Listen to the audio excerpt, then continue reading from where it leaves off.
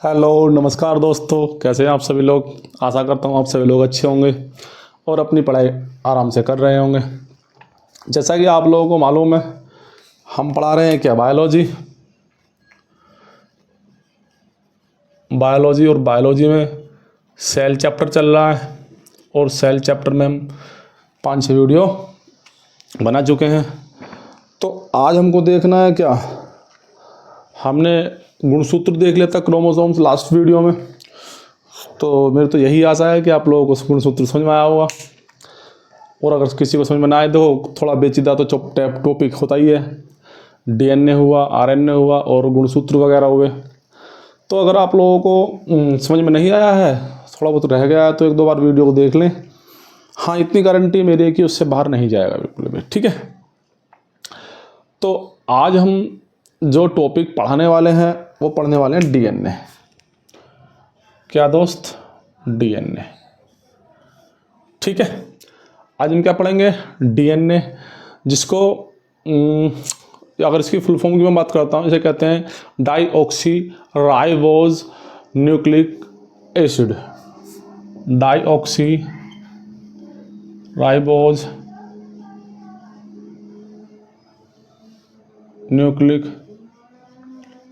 Nucleic acid, ठीक है भैया। Deoxy ribose nucleic acid. देखो, थोड़ा सा पढ़ना पड़ेगा आराम से, धैर्य के साथ, क्योंकि ये जो टॉपिक है ना, ये कुछ टॉपिक ही अपने आप में कुछ टॉपिक कहलाते हैं, ठीक है। तो अगर मैं बात करता हूँ कि इसकी डीएनए की, तो सबसे पहले देखते हैं हम डीएनए होता कहाँ पर है। मैंने आप लोगों को बताया था, अगर आप पहले मेरी वीडियो देखी हो, तो जो हमारी सेल होती है, आज ज़्यादा बात नहीं करेंगे, ठीक है। जो सेल होती है, सेल में होता है न्यूक्लियस। सेल में क्या होता है, न्यूक्लियस। और देखो, इसमें ना एक चीज़ और होती है, मैंने आपको बताया था, यहाँ पे मैंने बताया था कोशिका द्रव। क्या बताया था भैया, कोशिका द्रव, साइटोप्लाज्म कहते हैं। क्या कहते हैं, साइटोप्लाज्म। अब ये तो हो गया हमारा साइटोप्लाज्म, जो मैंने आपको बताया था, अगर आपको याद हो तो, जो सेल को ना पचकने से रोकता है। नहीं, मैंने बताया था ना कि सेल को पचकने से, हालांकि पिलर का काम कौन करता है, ईआर करता है, एंडोप्लाज्मिक रेटिक्यूलम करता है।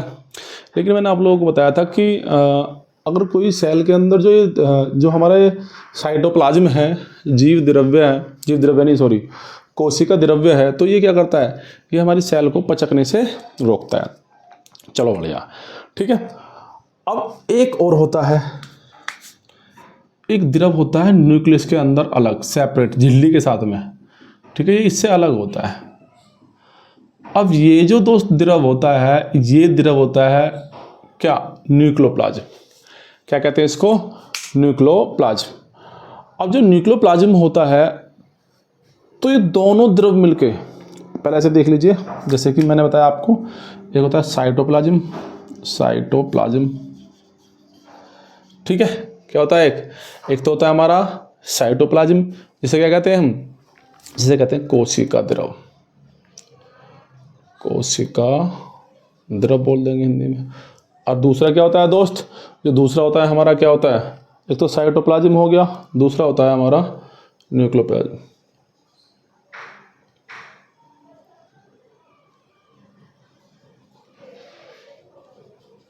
न्यूक्लियोप्लाज्म, इसे क्या कहते हैं, इसको हिंदी में क्या कहते हैं, बताइए जरा। अरे ठीक तो दिख रहा है ना यार, ये पता नहीं क्यों, सही है बस, तो ठीक है। तो जो हमारा न्यूक्लियोप्लाज्म होता है, तो न्यूक्लियोप्लाज्म क्या कहते हैं, केंद्रिका द्रव या केंद्रक द्रव, केंद्रिका द्रव दोस्त। इतनी बात समझ में आई। इसे बोलते हैं साइटोप्लाज्म मतलब कोशिका द्रव, इसे बोलते हैं न्यूक्लियोप्लाज्म मतलब केंद्रिका द्रव। ये दोनों मिलकर, ठीक है, अगर इन दोनों को मिला दिया जाए, मतलब ऐसे मिलाना नहीं, मिक्स नहीं करना है, मतलब साइटोप्लाज्म और न्यूक्लियोप्लाज्म दोनों मिलकर किसका निर्माण करते हैं, ये निर्माण करते हैं प्रोटोप्लाज्म का। किसका, प्रोटोप्लाज्म। किसका निर्माण करते हैं दोस्त, प्रोटोप्लाज्म। अब प्रोटोप्लाज्म क्या कहते हैं, जीव द्रव्य, जीव द्रव्य। इतनी बात आप लोग समझ में आती है। अगर इतनी बात आप लोग समझ में आती है तो बहुत बढ़िया, ठीक है। अब देखो होता क्या है, अब हम आते हैं अपने डीएनए पे। देखो टॉपिक को लिंक कर रहे हैं, ठीक है। अब आते हैं हम कहाँ हैं, हम आते हैं अपने न्यूक्लियोप्लाज्म पे। किस पे दोस्त, न्यूक्लियोप्लाज्म पे। अब न्यूक्लियोप्लाज्म में ही जो ये द्रव होता है ये थोड़ी एसिड टाइप में होता है। कैसे होता है, एसिड टाइप में, जिसको बोलते हैं न्यूक्लिक एसिड। क्या बोलते हैं, जैसे उसमें लिखा है ना डाईऑक्सी राइबोज न्यूक्लिक एसिड लिखा है। तो इसी तरह से जो होता है, क्या होता है, ये होता है न्यूक्लिक एसिड, ठीक है।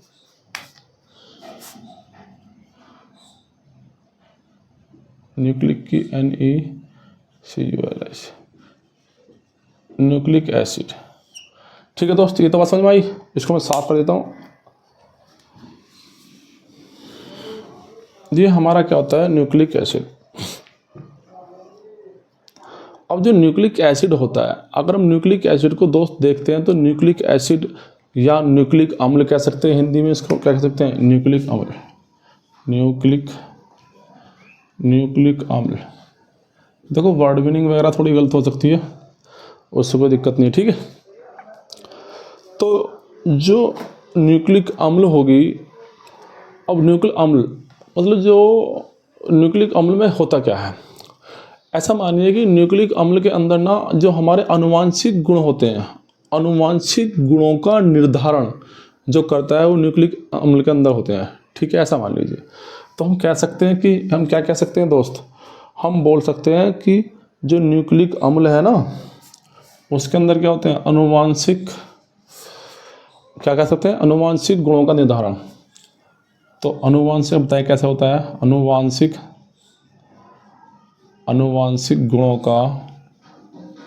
गुणों का निर्धारण करता है, निर्धारण, ठीक है दोस्त। क्या करता है, आनुवांशिक गुणों का निर्धारण। हालांकि हम इसके बारे में भी समझ जाएंगे आप लोग, कि आप सोचोगे कि मैंने आवाहक तो बताया था, गुणसूत्रों को बताया था। दो गुणसूत्र इससे बड़ा पार्ट है। मैंने आपको क्या बताया था, जो गुणसूत्रों के अंदर जो हमारे क्रोमोसोम्स होते हैं, क्रोमोसोम्स के अंदर क्या होता है, डीएनए होता है, ठीक है। और डीएनए भी किस शेप में है, एक एसिड की शेप में, ठीक है, एक अम्ल की शेप में है नहीं, न्यूक्लिक अम्ल की शेप में। अब न्यूक्लिक अम्ल में जो होता है, यही अम्ल में हमारी जितनी भी इन्फॉर्मेशन वगैरह होती है, आनुवांशिक गुणों की इन्फॉर्मेशन जो होती है, किस रूप में होती है, एक न्यूक्लिक एसिड के रूप में होती है, ठीक है। अब देखिए दोस्त, अब जो न्यूक्लिक एसिड होता है इसको हम दो पार्टों में बांट देते हैं। कितने पार्टों में दोस्त, दो पार्ट, ठीक है। एकदम समझना है प्यार से, ठीक है। एक होता है क्षार के रूप में, अम्ल और क्षार पढ़ा होगा आप लोगों ने। एक होता है शुगर के रूप में, ठीक है। एक किसका होता है, शुगर के रूप में, एक होता है क्षार के रूप में। दो तरह से पाया जाता है, ठीक है। क्षार मतलब बेस होता है।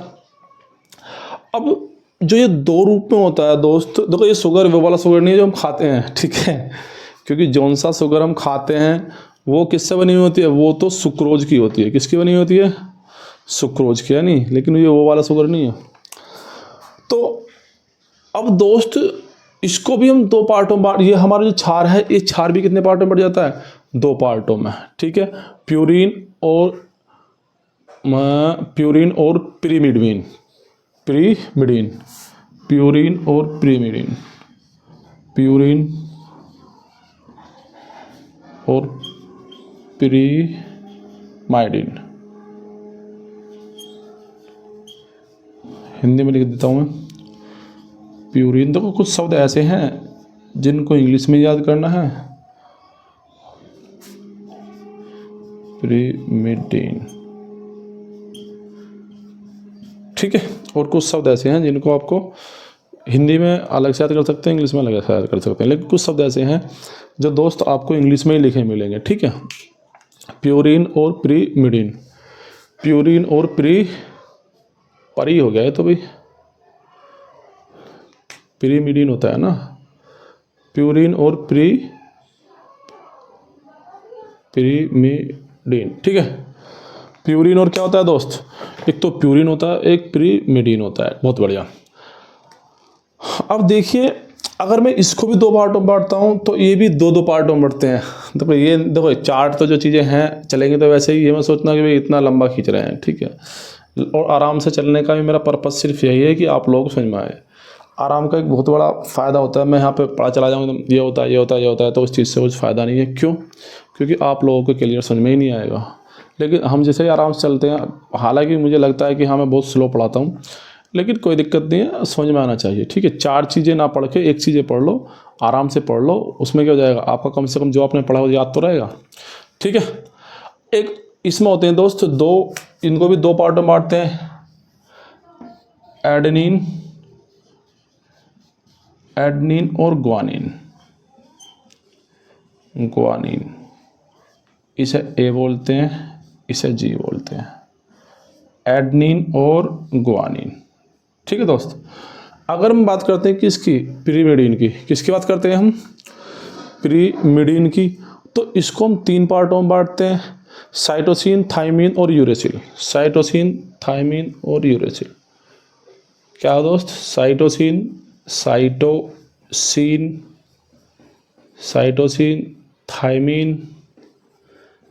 थायमीन, एक होता है यूरेसिल। हालांकि ये तो आरएनए में काम आता है, ठीक है, लेकिन जब पढ़ते आ रहे हैं तो साइटोसिन, थायमीन और यूरेसिल, इसको यू से डिनोट करेंगे, इसको टी से और इसको सी से, ठीक है। तो हमने देखा न्यूक्लिक एसिड, न्यूक्लिक अम्ल को 2 भागों में बांटा, क्षार और शुगर। तो क्षार को 2 पार्ट में बांटा, प्यूरिन और पिरिमिडीन, और प्यूरिन को 2 पार्ट में बांटा, एडेनिन और ग्वानिन। ये किन के नाम है, ये अम्लों के नाम है, ठीक है। और पिरिमिडीन साइटोसिन हो गया, और पिरिमिडीन को 3 पार्ट में बांटा, साइटोसिन, थायमीन और यूरेसिल, ठीक है, यूरेसिल। इतनी बात समझ में आती है आप लोगों को। अब देखिए जो डीएनए, आरएनए, जो डीएनए बने होते हैं, डीएनए या कह सकते हैं आरएनए, किसके, आरएनए, ठीक है, किसके, शुगर के। इसको भी समझाएंगे। हालांकि इससे ज़्यादा क्या है, सिर्फ आपसे पूछेगा न्यूक्लिक एसिड को कितने पार्टों में बांट सकते हैं, 2 पार्टों में, क्षार और शुगर, ठीक है। पूछ सकता है क्षार को कितने पार्टों में बांटते हैं, 2 पार्टों में बांट सकते हैं, प्यूरिन और पिरिमिडीन। या पूछ लेता है प्यूरिन के कितने पार्ट होते हैं, 2 पार्ट होते हैं, एडेनिन और ग्वानिन। किसके, एडेनिन और ग्वानिन। और पूछ सकता है आपसे पिरिमिडीन के कितने पार्ट होते हैं, 3 पार्ट होते हैं, साइटोसिन, थायमीन और यूरेसिल, ठीक है। तीनों पार्ट, ये सब पार्ट हो गए, बहुत बढ़िया। अब आती है बात आगे, तो इतनी चीज़ें समझ में आई। अभी देखो ये बात समझ में आई, ये बात आगे आएंगे आपको, ठीक है। हम इनके बारे में पढ़ेंगे 1 बाय 1 करके कि किस तरह से क्या काम होता है इनका। या चलो देख लेते हैं, यहीं पे देख लेते हैं, थोड़ा साफ नहीं करते, ठीक है। क्या देख लेते हैं, देखो एक थे हैक्सले वैज्ञानिक, कौन थे, हैक्सले हमारे, ठीक है। तो जो डीएनए की डबल संरचना की, नहीं हैक्सले नहीं थे, हेलिक्स थे, कौन थे, हेलिक्स, ठीक है। जो डीएनए के डबल संरचना की, तो डीएनए की डबल संरचना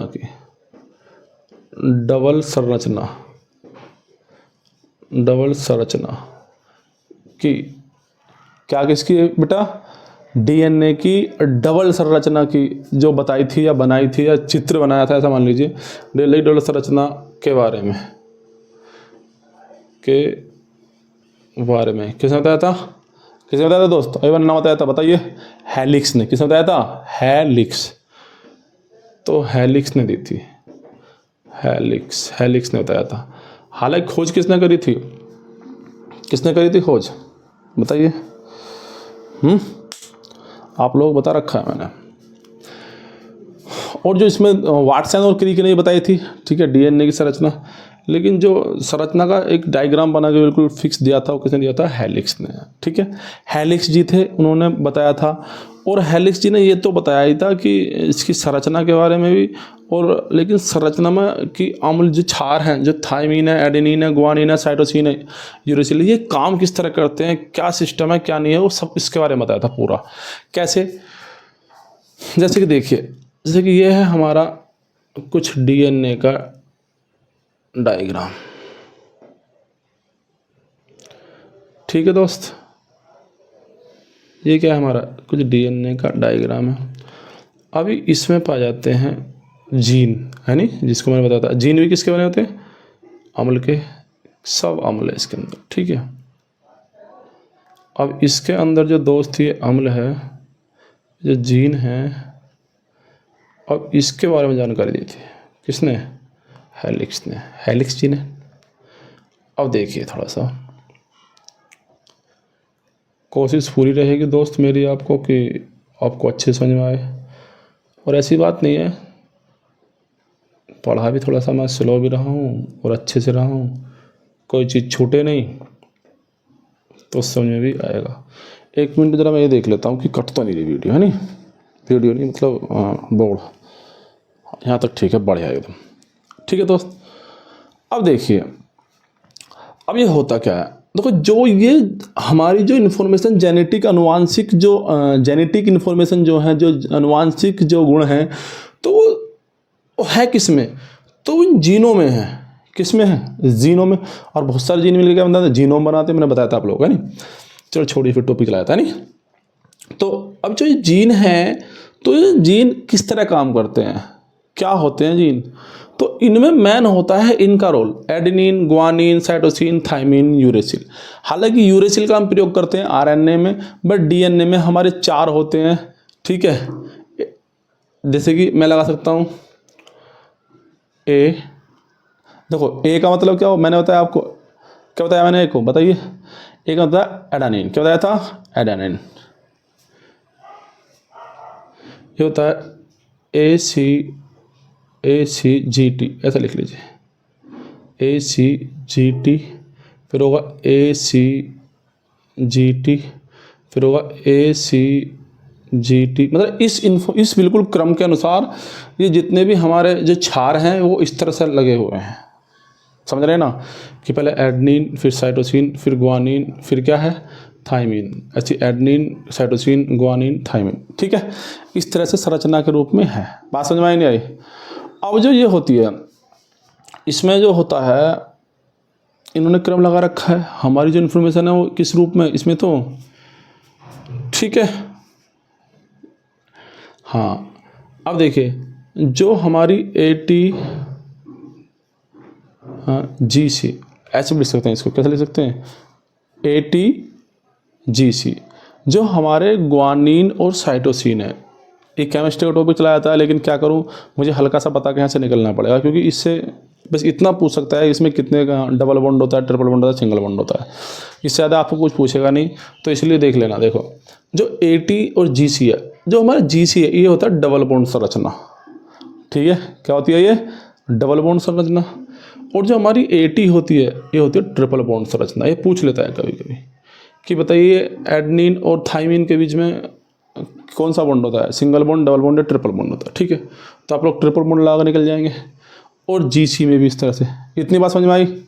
तो क्या होती है, जो ATGC की अगर मैं बात करता हूँ, तो ATGC में GC में होती है हमारी डबल संरचना और AT में होती है हमारी सिंगल संरचना। इसमें कोई दिक्कत तो नहीं है आपको? अगर इसमें दिक्कत है तो बताइए भाई,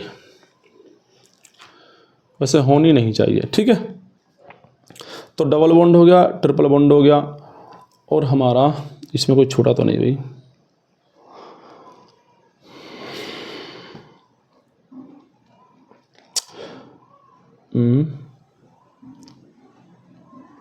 नहीं छोटा, ठीक है। इतनी बात समझ में आई? बहुत बढ़िया। अभी हमारा क्रम भी पता चल गया आपको। तो डीएनए में क्षार कौन कौन से होते हैं बताइए? साइटोसिन, थाइमिन, एडेनिन और ग्वानिन। बात समझ में आई नहीं आई? तो ये होता है क्षारों का क्रम। तो इसी क्रम को कहते हैं जीन। इसी क्रम को क्या कहते हैं? जीन। जो एक क्रम होता है, इसी क्रम को क्या कहते हैं? जीन। तो लिख लेंगे, यह क्षारों का क्रम है, क्षारों का क्रम। क्या है दोस्त? ये क्षारों का क्रम। और इसी क्षारों के क्रम को क्या कहते हैं? इसी क्रम को जीन कहते हैं। इसी क्रम को जीन कहते हैं। इसी क्रम को जीन कहते हैं दोस्त, ठीक है। तो क्षारों का क्रम हो गया हमारा, और क्षारों का क्रम जो इसका जो क्रम है उसको क्या कहलाते हैं? हम जीन कहते हैं। और जीनों का समूह, अगर मैं बात करता हूँ, जो जीन जो है, ये जीन जो है, ये जो जीन है, इनका समूह, अगर हम इनका समूह ले लेते हैं, इनका समूह क्या बना रहता है? जीनोम। क्या बनाता है दोस्त?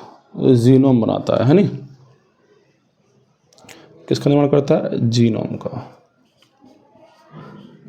जीनोम का निर्माण करेगा। ठीक है, इनका जो समूह होगा क्या करेगा? जीनोम का निर्माण। और जीनोम शरीर के सभी अनुवांशिक जानकारी जो होती है वो किसके होते हैं? जीनोम के पास।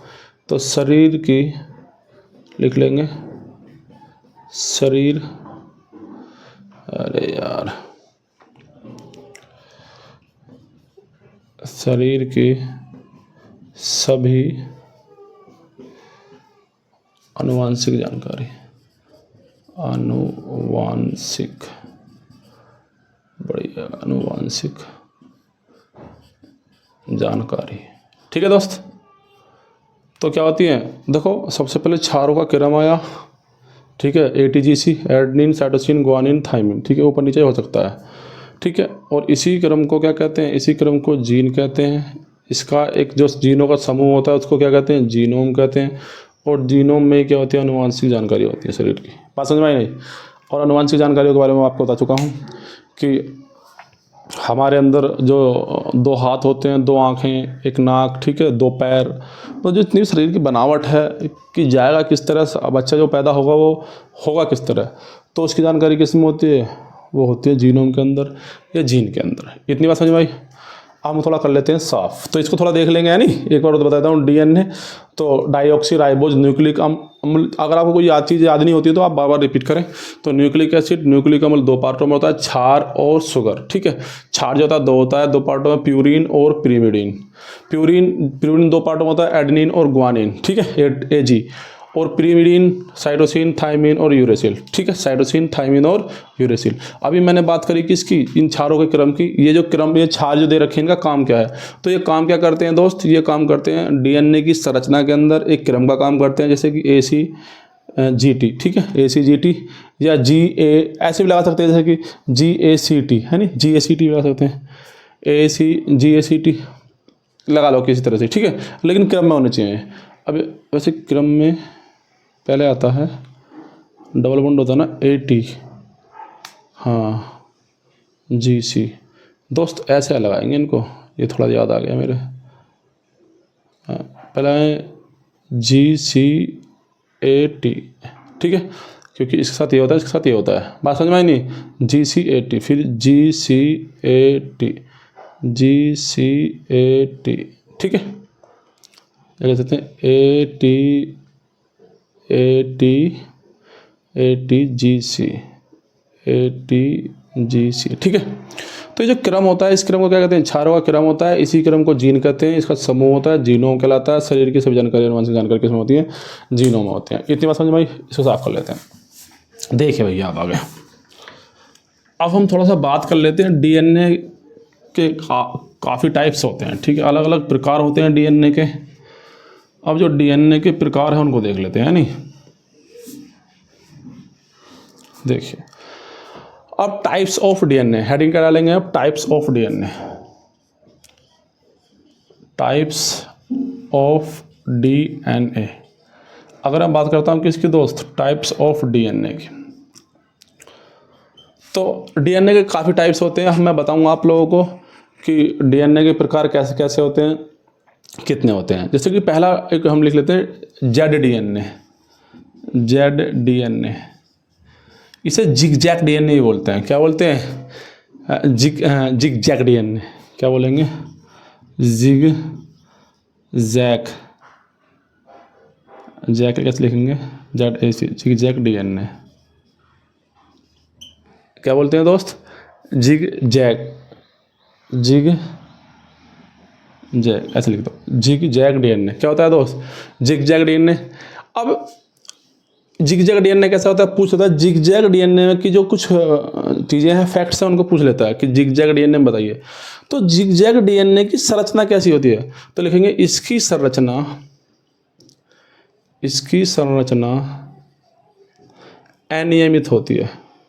अनियमित कैसी होती है दोस्त? अनियमित होती है। अनियमित होती है। ठीक है, एक तो बात हो क्या हुई कि इसकी जो संरचना होती है अनियमित होती है। अब दूसरी अगर बात करते हैं तो इसमें क्या पाया, इसमें कुछ चीज़ पाई जाती है, उसे कहते हैं एंटीकोडोन। क्या कहते हैं उसको? एंटीकोडोन। इसमें एंटीकोडोन पाए जाते हैं, इसमें एंटीकोडोन पाए जाते हैं, एंटीकोडोन पाए जाते हैं। अब देखो आपको दिमाग में आया हो कि पता नहीं एंटीकोडोन क्या होता है, तो आप लोगों का इतना कोई सिलेबस में या उसमें पूछता नहीं है, क्योंकि फिर इसके अंदर चले जाएंगे तो बहुत टाइम लग जाएगा। ठीक है, बात समझ में आई नहीं? तो क्या पाया जाता है इसमें एंटीकोडोन पाए जाते हैं। और इसमें भी जो एंटीकोडोन होते हैं, इसमें भी क्षारों का क्रम नहीं होता, इसमें क्षारों का क्रम नहीं होता, क्रम नहीं होता। ठीक है दोस्त, इतनी बात आप लोग समझ में आती है। तो हमने देखा जेड डीएनए जिसे कहते हैं जिगजैग डीएनए। अगर हम इसमें देखते हैं किसकी बात, अगर हम देखते हैं कि इसकी जो संरचना होती है इस वाले डीएनए की, तो इसकी संरचना अनियमित होती है। ठीक है, इसकी कोई एक पर्टिकुलर चीज़ें नहीं है कि हाँ भाई इस तरह से रखी है, अनियमित है। ठीक है, और अगर हम इसमें बात करते हैं तो इसमें एंटीकोडोन पाए जाते हैं। क्या पाए जाते हैं? एंटीकोडोन। और एंटीकोडोन में क्या होता है, इनका भी कोई क्रम नहीं होता है। उसके बाद आते हैं दोस्त बी डीएनए। क्या आते हैं दोस्त? B DNA. अब बात आती है कि बी डीएनए क्या होता है। तो अगर मैं कहता हूं कि इसको कहते हैं बेस डीएनए बोलेंगे। क्या बोलते हैं इसको? बेस डीएनए, बेस डीएनए, या कहते हैं इसको आधार। बेस में तो आधार होता है, आधार डीएनए दोस्त, आधार डीएनए। अब इसकी संरचना जो बताई थी, इसकी संरचना बताई थी वाटसन एंड क्रिक ने। मैंने आपको नाम बताया था ना कि वाटसन और क्रिक ने डीएनए की संरचना की बात बताई थी, इसकी संरचना खोज की थी। तो वाटसन और क्रिक ने इसकी संरचना को बनाया था। लिख लेंगे कि वाटसन और क्रिक, वाटसन और क्रिक ने इसकी संरचना को बनाया था, इसकी संरचना को बनाया था। तो वाटसन और क्रिक ने किसको बनाया था? बी डीएनए को। और बी डीएनए का पूरा नाम क्या है? Base DNA. ठीक है, यह हो गया। एक होता है भैया जे डीएनए। क्या होता है? जे डीएनए, जे डीएनए, इसे कहते हैं जंक डीएनए। हालांकि इनके नाम तो याद आ जाएंगे, जंक डीएनए। अब जंक डीएनए जो होता है इसमें क्या है, देखो इसमें अगर हम जंक डीएनए में अगर हम देखते हैं तो जंक डीएनए में आता है कि देखो नाम भी है जंक। तो जंक का मतलब ऐसा कोई मतलब नहीं है वैसे ठीक है, लेकिन जंक डीएनए की अगर मैं बात करता हूँ तो इसमें जीनों की अनुपस्थिति होती है। किसकी अनुपस्थिति होती है? इसमें जीन की। ऐसा डीएनए जिसमें बीच बीच में जीन की अनुपस्थिति हुई, ऐसा लिख लेते हैं। तो जीन की, या ऐसे लिख लेते पूरा, ऐसा डीएनए, ऐसा डीएनए जिसमें बीच बीच में, इसमें बीच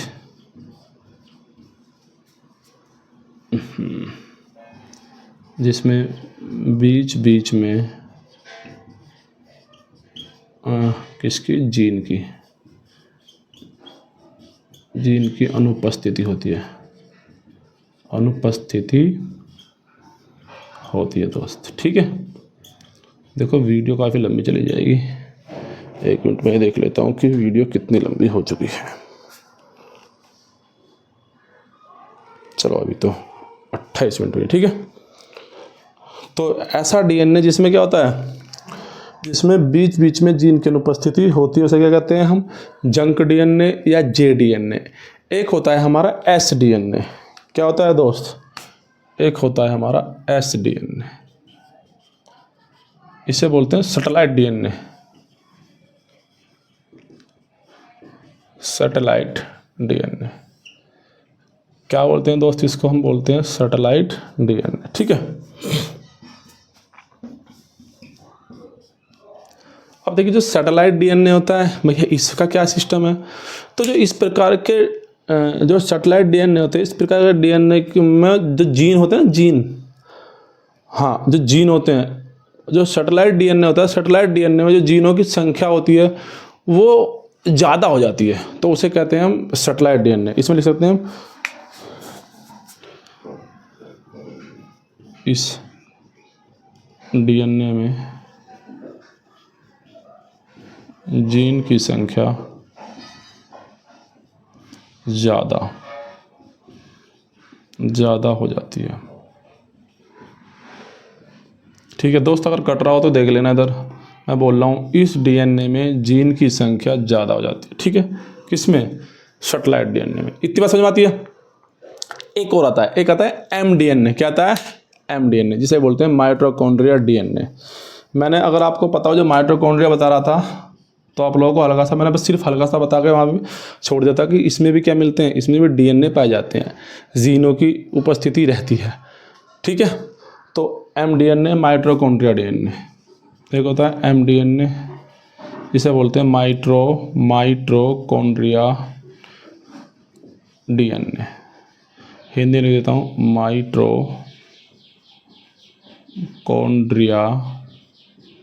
माइटोकॉन्ड्रिया डीएनए। ठीक है दोस्त, इतनी बात आप लोग समझ में आती है।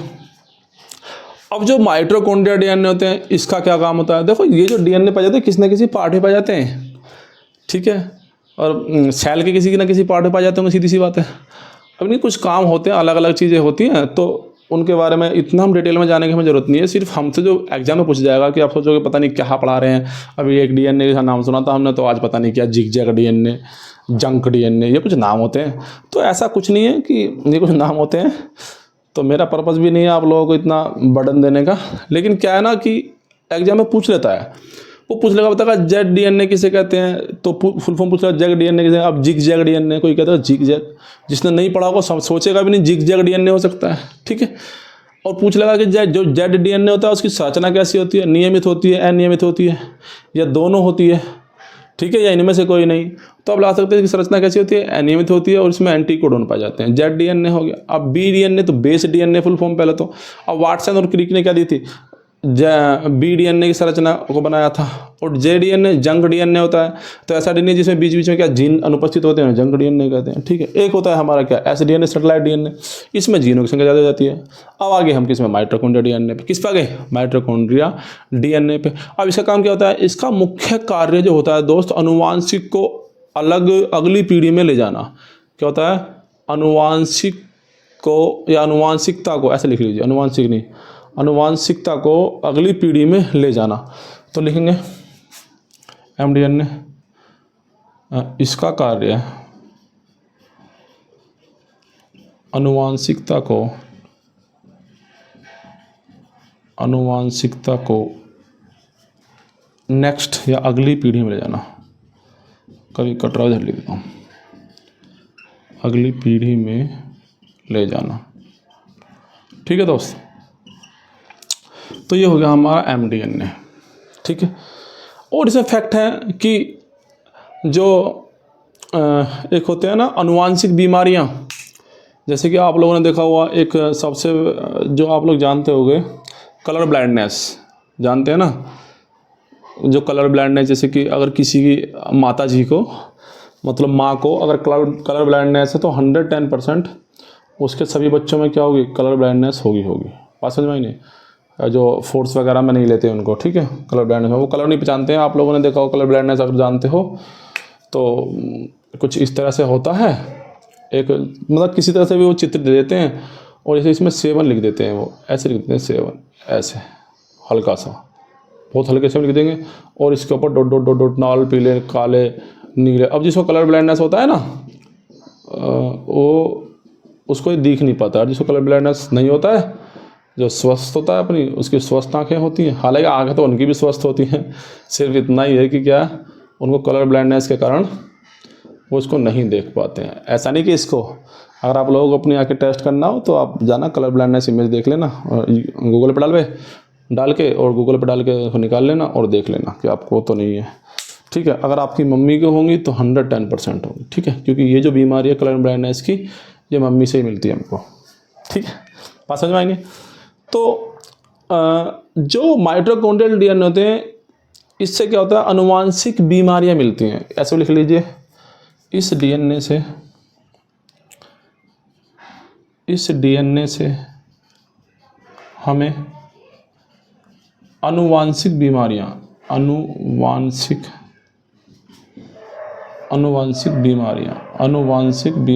मिलती हैं। ठीक है दोस्त, क्या मिलती हैं? आनुवांशिक बीमारियां मिलती हैं, मिलती हैं।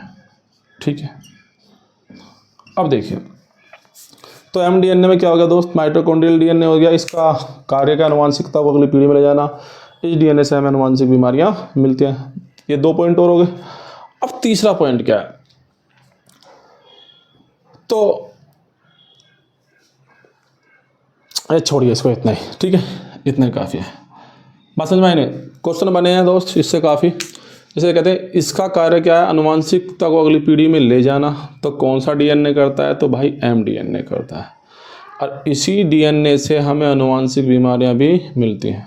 ठीक है, देखो बायोलॉजी का कोई भी सब्जेक्ट से बहुत बड़ा एरिया होता है, लेकिन हमें पढ़ना सिर्फ वही होता है जो हमारे एग्जाम पर्पस से होता है। ठीक है, अब हमको पीएचडी तो करनी नहीं है इसमें, है नहीं? थोड़ा देख लेते हैं एक बार।